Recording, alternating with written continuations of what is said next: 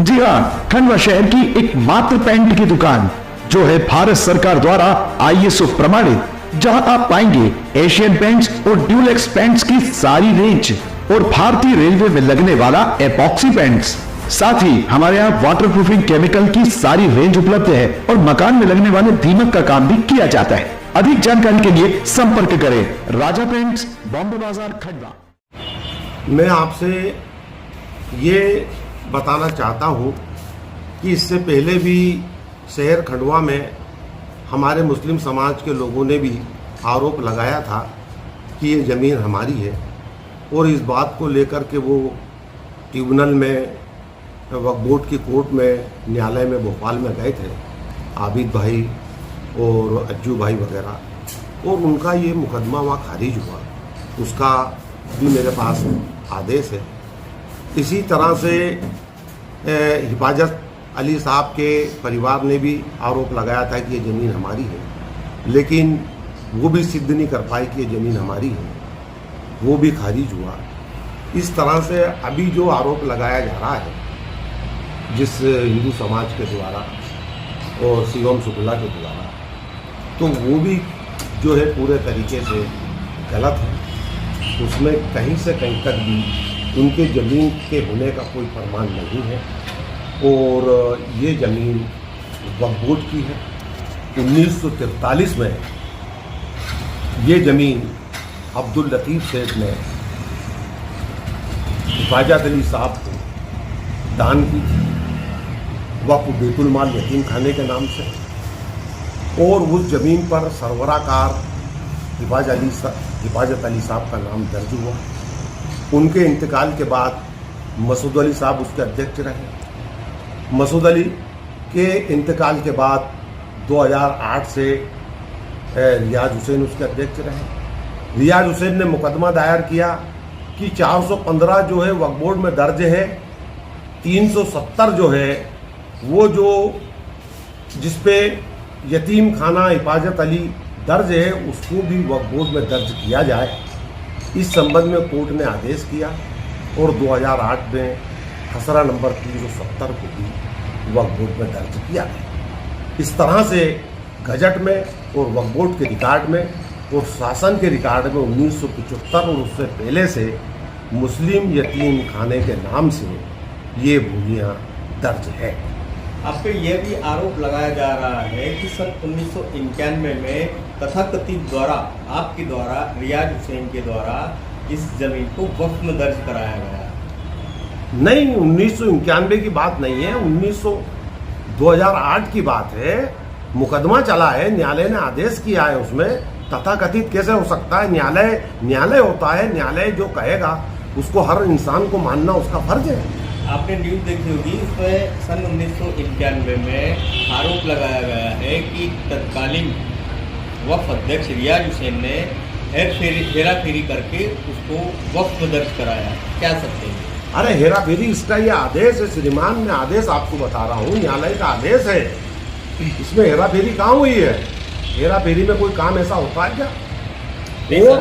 और जो शिवम ने और जिन लोगों ने आरोप लगाया है कि 270 को बदल करके 370 में परिवर्तित किया गया, तो ये 270 का रिकॉर्ड है। 270 3 एकड़ जमीन खंडवा तरफ कुंभी, हरलाल पिता बंशीदार, पता खंडवा तरफ कुंभी के नाम दर्ज है, जिसके पे मकान वगैरह भी बने हुए हैं और सब कुछ है। 270 जिंदा है, 270 में कोई परिवर्तन नहीं हुआ है। ये सिर्फ जो है समाज को, परिवार के लोगों को गुमराह करने का काम किया जा रहा है। अच्छा, उनके पास तो रजिस्ट्री है, आपके पास क्या है? रजिस्ट्री? ये रजिस्ट्री नहीं है, ये एक तरीके का उन्होंने बना लिया है, बना हुआ पुराना वसीयतनामा है, और ये 50 रुपए के ये 5 रुपए के स्टाम्प पे जो है लिखा हुआ है। इसमें भी जो उल्लेख है आपको मैं बता रहा हूँ, ये खसरा नंबर 383 और खसरा नंबर 269 की बात कही है, और वो फरोख्त किया है। इसमें कहीं से कहीं तक कोई मुसलमान का नाम दर्ज नहीं है। आपका कहने का मतलब है कि शिवम शुक्ला के द्वारा जो आरोप लगाया जा रहा है वो बेबुनियाद है? पूरा बेबुनियाद है, और किसी भी तरीके का उसमें कोई स्थिति ऐसी नहीं है कि जिसको देखा जाए। और दूसरी मेरा निवेदन ये है कि अगर तुम्हारे पास ये सब चीजें हैं तो भाई न्यायालय भी जा सकते हैं, न्यायालय आपका फैसला करेगा। जो हमको आपराधिक बता रहे हैं कि हमारे आपराधिक रिकॉर्ड हैं, तो मैं उनसे निवेदन करना चाहता हूं कि इस बात को लेके रियाज हुसैन आपराधिक रिकॉर्ड को लेके हाईकोर्ट जबलपुर कहे थे कि हमारा आपराधिक रिकॉर्ड है, लेकिन वहां न्यायालय में हमने सब निरंक सबका रिकॉर्ड पेश किया और वहां से हमको क्लीन चिट मिली। रियाज हुसैन का जो पिटीशन थी वो खारिज हुई है भाई साहब। उसमें इस तरीके का अनगरल बात करके आक्षेप लगाना उचित नहीं है, पूरे तरीके से अनुचित है। मैं इसके लिए जो है मानहानि का दावा भी लगा सकता हूं। बीजेपी सरकार का फायदा उठा रहे हैं, आप ऐसा कह रहे हो? मैं बीजेपी सरकार का फायदा क्यों उठाऊंगा?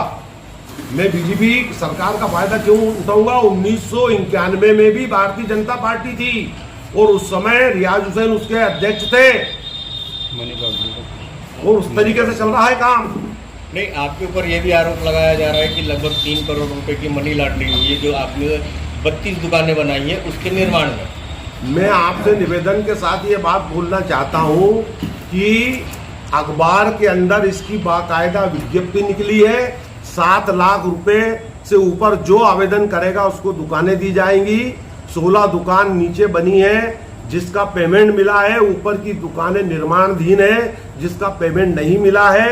ये जो पैसा मिल रहा है इस पैसे से ही हमने दुकानों का निर्माण किया है और इससे जो पैसा बचेगा उससे 10 कमरे का शादी हाल, 100 बाय 100 का टीन सेट, यतीम खाना, कोचिंग क्लासेस, ये करोड़ों रुपए का बनना अभी बाकी है, जिसका हिसाब किताब आने पाई का वक्फ बोर्ड भोपाल में पेश किया जाएगा और यहाँ समाज के लोगों को भी पेश किया जाएगा। ये शादी हाल बना रहे हैं, इसका फायदा किसको मिलेगा? ये शादी हाल का फायदा गरीब लोगों को मिलेगा। 8 से 10 हजार रुपया इसका जो है किराया होगा और ये वर्तमान में जो दुकानें बन रही हैं, ये दुकानों से जो आय होगी उसमें गरीबों का फायदा, लाचार लोगों की मदद, उपचार के लिए मदद, पढ़ने वाले बच्चों को शिक्षा के क्षेत्र में मदद और जो परेशान लोग हैं उनका यतीम खाना बनेगा, उनके रहने की व्यवस्था, उनको दोनों समय भोजन मिलेगा। इसमें कोई जात पात, कोई धर्म की बात नहीं होगी, सभी समाज के लोगों की सेवाओं के लिए कार्य किया जा रहा है। 12 दुकानें निर्माण की थी, लेकिन आज दुकान इसमें अवैध बता रहे, तो इसमें मेरा निवेदन यह है कि नगर पालिका निगम से जो हमने परमिशन ली है 28,000 स्क्वायर फीट व्यवसायिक मिली है, उसके अंदर हम दुकानें भी बनाएंगे, शादी हाल भी बनाएंगे और सब तमाम चीजें करेंगे। व्यवसायिक परमिशन में सब चीजें आती हैं और व्यवसायिक में सब काम होगा। उसमें 12 दुकान बनाएगी, 25 दुकान बनाए, उसमें दिक्कत क्या है? और नियम अनुसार बना रहे हैं। और इस बात को लेकर के हमारे कुछ लोग हमारे आवेदन दिए थे, नगर पालिका से हमको नोटिसेस वगैरह मिले थे, हम उसके खिलाफ न्यायालय में गए। न्यायालय से हमको स्टे दिया है कि किसी भी प्रकार से कोई दुकानों को या निर्माण कार्य को ना कोई तोड़ सकता है और न ही बनाने से कोई रोक सकता है। ये स्टे की कॉपी हमारे पास रखी हुई है, ये स्टे की कॉपी। कितने गरीबों को इसमें दुकान दी जाएगी? इसमें गरीबों को दुकानें दी जाएंगी। दुकानें गरीबों के लिए भी है, ऊपर का निर्माण दुकानों का चल रहा है। कंप्लीट होने के बाद हम गरीबों को भी मूल लागत में देंगे दुकानें और गरीबों को आने वाले समय में उससे होने वाली आय से फायदा पहुंचाएंगे, उनको ज्यादा से ज्यादा फायदा पहुंचे समाज को। और ये मेरी कोई स्थायी संपत्ति नहीं है, मैं भी जैसे दूसरे अध्यक्ष रहे वैसा मैं भी अध्यक्ष हूं और मेरे बदलने के बाद दूसरे लोग भी अध्यक्ष बनेंगे और ये परिवर्तन जो है चलता रहेगा। ये समाज की प्रॉपर्टी है और इसमें ही समाज के लोग मिल करके दूसरों को गुमराह कर रहे हैं। मुझे अफसोस इस बात का है कि समाज के लोग दूसरे लोगों के साथ मिलकर गुमराह कर रहे हैं। उन्होंने सोचना चाहिए कि ये समाज के लिए एक बहुत बड़ी सौगात है जो कि भारतीय जनता पार्टी के शासन में सभी लोगों के सहयोग से मिल रही है। अच्छा ये बताइए, जो पूरी जमीन का विवाद चल रहा है, जमीन कहाँ पर है और कितनी है? ये जमीन जो है हमारे यहाँ पर बाकायदा दर्ज है। खंडवा तरफ कुंडवी में अशोक तंवर ने इसकी जो है बाकायदा पहले जो है वो नफ्ती की है। नफ्ती का रिकॉर्ड मेरे पास पूरा उपलब्ध है। और ये 270 जो दर्शा रहे हैं वो जमीन जो है आश्रम के पीछे की तरफ आ रही है, जिसपे कि हरलाल पिता बंसीलाल जो है बैठा हुआ है और वो उस पर काबिज है। उसमें कोई परिवर्तन नहीं हुआ है। ये 270 को परिवर्तित करके 370 बता करके समाज को और शहर को गुमराह कर रहे हैं। मेरा निवेदन है कि अगर उनके पास कोई ऐसे मजबूत कागज है तो न्यायालय में जाएं, यहाँ लोगों को गुमराह ना करें।